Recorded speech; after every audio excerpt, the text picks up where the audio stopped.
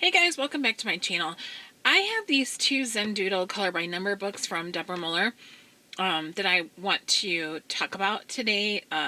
Show you guys, what the pages look like inside, and talk a little bit about the how these books exactly get created, like the process of them. Because I'm not really into color by number. A lot of you guys are.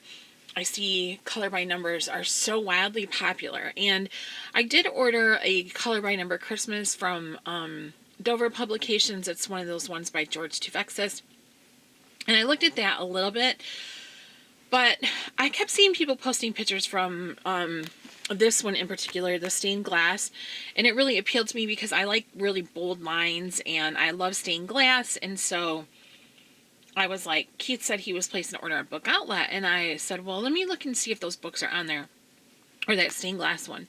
And it was. And then they also had this one, Spring Awakenings, Blooming Gardens to Color and Display. And at first I was just going to get this one. They were both under $5. I think one of them was almost $4 and the other one was almost $5. They were like $3.69 and $4.69 or something like that.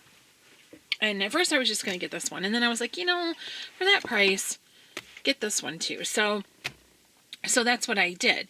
And when they came, I just sat down at the table and I really started to go through these books page by page. And I started looking at them. And I was like immediately fascinated with the process of them. So right away I I sent Deborah a message and I said to her, I bought these books and I'm like completely fascinated by the process. And I asked her, some questions, and she was telling me, and she said, these books are really difficult to do. They're like double the work of a normal coloring book. And that really struck me because I think people, like as the person who is purchasing the coloring book, I think a lot of people are getting the color by numbers because it's less stressful. You don't have to choose your own color palette. You don't have to worry about shading and highlighting and light source and everything, because all of that is supposed to be done for us. I mean, you can go back into it if you want to and, add your finishing touches or your unique spin on it. But for the most part, the book, that's all done for you. So a lot of people think of color by numbers as like easy, no-brainer. I know there's some colorists who look down their nose at color by numbers and consider it childlike, and but even people that don't consider it childlike, and I don't consider it childlike at all, but we think of it as like stress-free coloring, like, because there's no decision making involved. It's a no thinking coloring, and that's very relaxing and soothing to us. So I found it interesting that a book that is so simple for us as the colorist is such a chore and so difficult for the artist to create. So I thought we'd just take a look at these, and then I'll tell you a little bit about what Deborah told me, how the process is. And she actually seemed pretty glad that I was inquiring about these, because she said that people have no idea, like how much work goes into these. So these are your typical Zendoodle books. The pages are perforated. Here is a thumbnail of all the images in it completed. And then on the back, we have another set of thumbnails. And this is your color key. And so this is on a fold-out flap, so that while you're coloring, no matter what page you're on, you'll always have this color key open. And I think that's genius. I've never done a color by numbers as an adult ever, but so I can't, I'm not like the expert, but I just think this would make it so easy to access. Like, I see a lot of them where the color key is printed on the back of the page, and then you would have to flip back and forth. But with this, all you do is you just look right over and it folds in, and I just think that's really, really smart. So that's really nice. So this one is the one that I was originally interested in, the stained glass dazzling art to color and display. And I thought we could just kind of look through the pages. I know I have bad lighting right now. My lighting took a big crapper and the wiring went on. I had my lighting for a really long time, and we actually bought new lighting for me today, but it hasn't been assembled yet. So that's it. So this is the lighting I have for tonight anyways. So these are just like, oh, this is fish. See, they're kind of hard to tell, some of them, what they are if you don't have your little and so in case you have never seen these books before, I know my lighting, I don't want to make a shadow. Can you see how tiny those numbers are in there? So some of the spaces are pretty big, others are pretty small.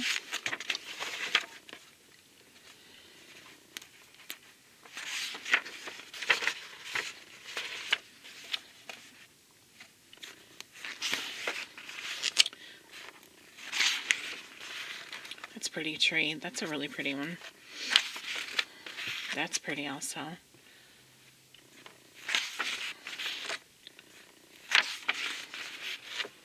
This is the one on the cover.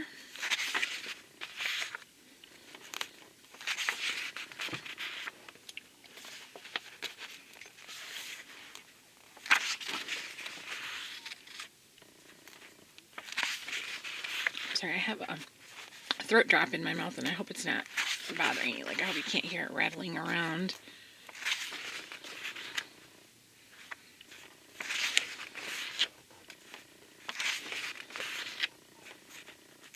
So a lot of these are, you know, like florals. There's some bees. Ooh, lighthouse. There's fish again and a crab. Birds.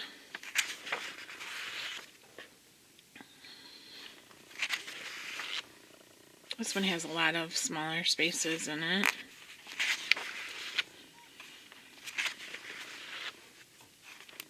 Giraffe.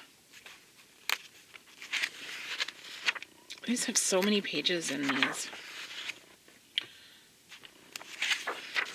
There's a dragon.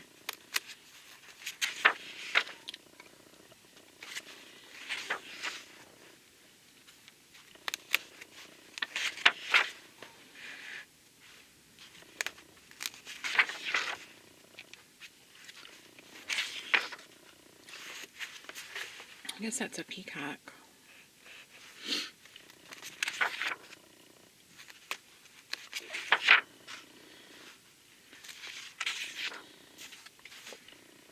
Oh, it's a whale. Sometimes it takes me a second. I'm like, what is that?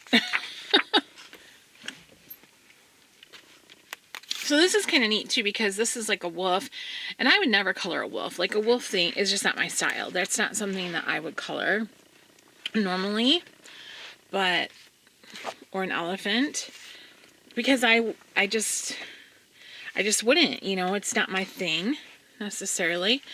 But this is kind of neat. I'm looking forward to coloring these with the color by number, because the color choices are already worked out for me, you know.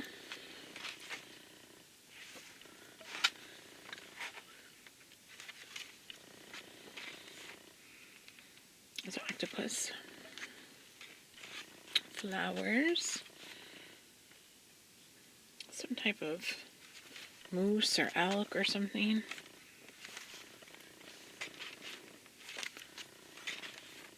Pineapple. And a chicken. I would never color a rooster, ever, on my own.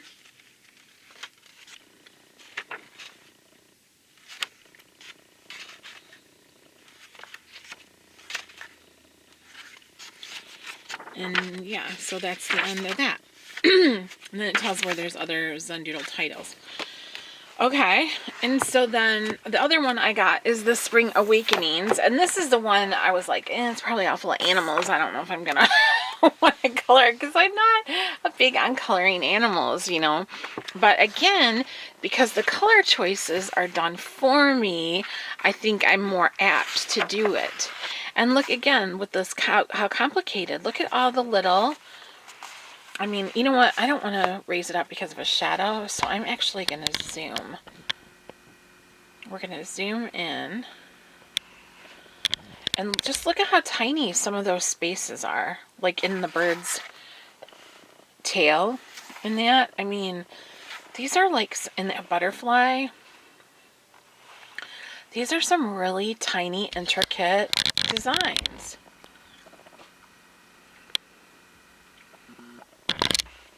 Okay. Okay. Yeah. To me, this one looks more, definitely, to me, this one looks more intricate than the stained glass one. For sure. Ooh, that one looks fun.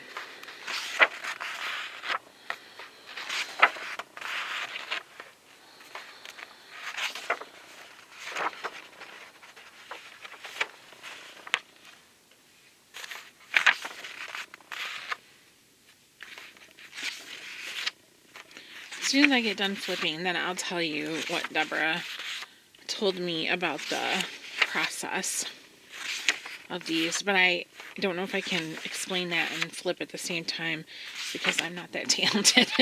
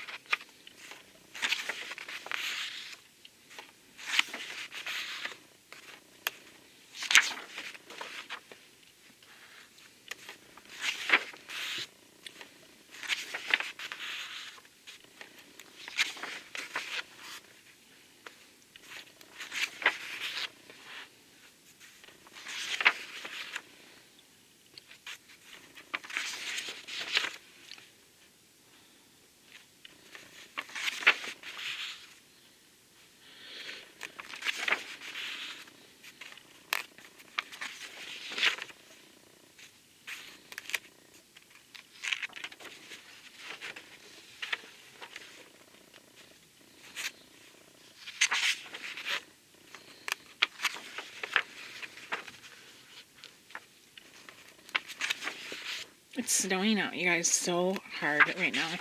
We went to Home Depot and bought a snowblower today, but we had to order it, so it should be here on Wednesday. Look at the cute little hedgehog. And then I got my new lighting, which is very similar to my old lighting, and I'm glad because I was looking for something that wouldn't be very complicated for me to figure out. And I got lots of nice daylight bulbs, so hopefully everything will be all good in my hood.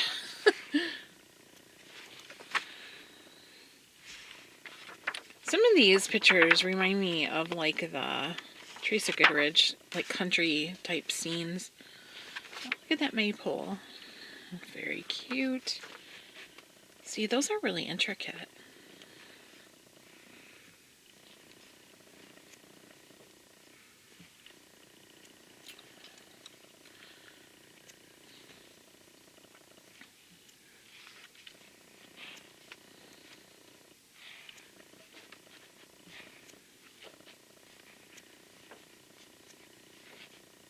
Aw. Did I just go aw? I don't ever do that. What's up with that? What's up with that? What's the matter with me? I'm turning into a softie.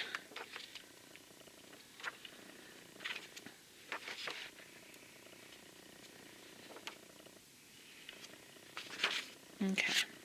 All right. So here's the deal.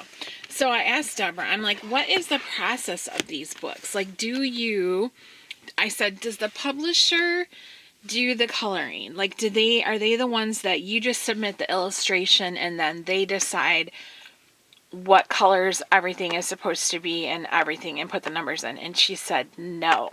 She said, what happens is she does the illustrations first, and then after the illustration is completed, she goes back and does the coloring. So she draws the image out first, and then she colors it. So like when she starts, this is just a drawing, like her normal coloring books, just her normal line art coloring books. And then she goes back in and she colors it all to make sure that it looks good. You know, she picks her colors and where she wants everything to be.